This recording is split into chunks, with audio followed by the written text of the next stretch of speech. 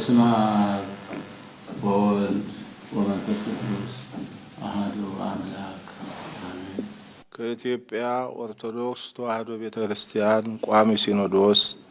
የተሰጠ መግለጫ በኦሮሚያ ብሔራዊ ክልላዊ መንግስት በምስራቅ አርሲ ዞን አስተዳደር በጉና በመርቲ በሸርካና በሆሎንቆ ዋቢ ወረዳዎች ውስጥ በሚገኙ የኢትዮጵያ ኦርቶዶክስ ተዋሕዶ ቤተክርስቲያን እምነት ተከታዮች ላይ ጥቅምት 14 ለ15 ቀን 2018 ዓመተ ምህረት በጉናና መርቲ ወረዳዎች 17 ክርስቲያኖች ጥቅምት 17 ለ18 ቀን 2018 ዓመተ ምህረት በሸርካ ወረዳ 3 ክርስቲያኖች እንዲሁም ጥቅምት 18 ለ19 ቀን 2018 ዓመተ ምህረት በሆሎንቆ ዋቢ ወረዳ 5 ክርስቲያኖች በድምሩ በጥቅምት ወር 2018 ዓመተ ምህረት ብቻ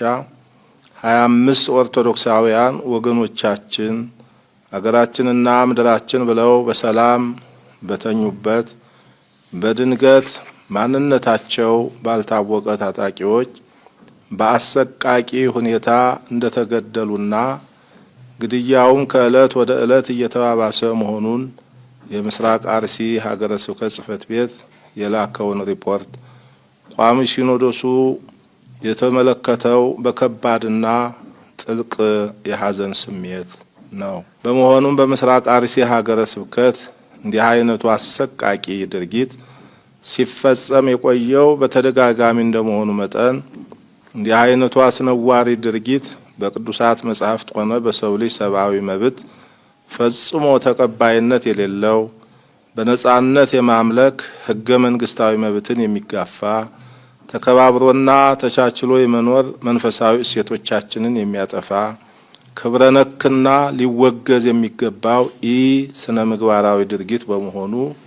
የኢትዮጵያ ኦርቶዶክስ ተዋሕዶ ቤተክርስቲያን ቋሚ ሲኖዶስ በጽኑ አውግዞታል። ሆኖም ጉዳዩ በቀጥታ የሚመለከታቸው መንግስታዊ አካላቱም ይሁን ሰብአዊ የሆነ ተግባር በጽኑ በማውገዝና በህገ መንግስቱ የተረጋገጠውን በህይወት የመኖርና